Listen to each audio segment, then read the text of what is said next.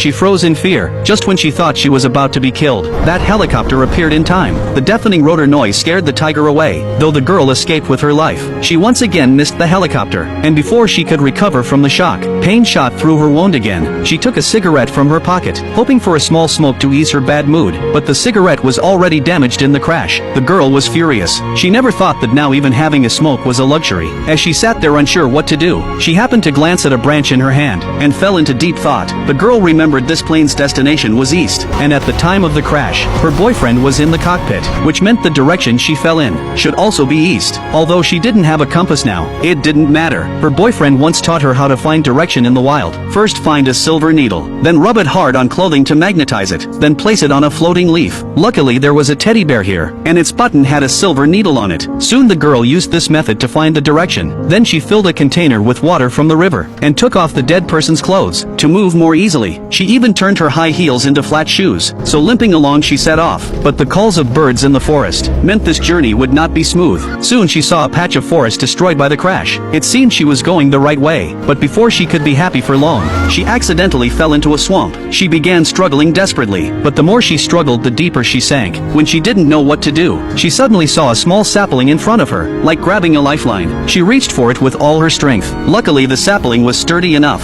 and before it was pulled out by the roots, it helped her climb out of the swamp. But bad luck kept coming. As soon as she climbed up the slope, the slippery ground made her slide back down.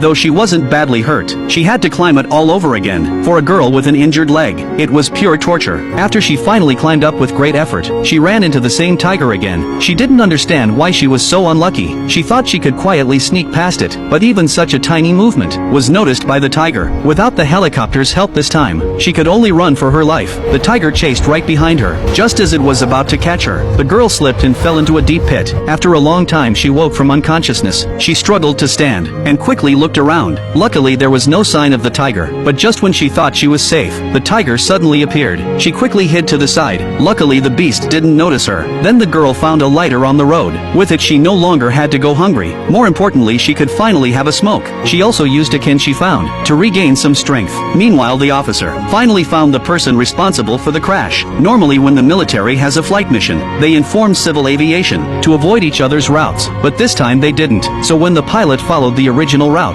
he accidentally collided with the passenger plane. Once this kind of mistake became public, it would cause huge negative impact for the military, so they chose to hide the truth for now. At this time the girl, after enduring countless hardships, finally found the cockpit. Her heart was full of hope, because she always believed her boyfriend must still be alive. No matter how big the trouble he faced, he always found a way to solve it, so he couldn't die so easily. But she had to first cross a rushing river. She had only walked a few steps when she was swept into the water.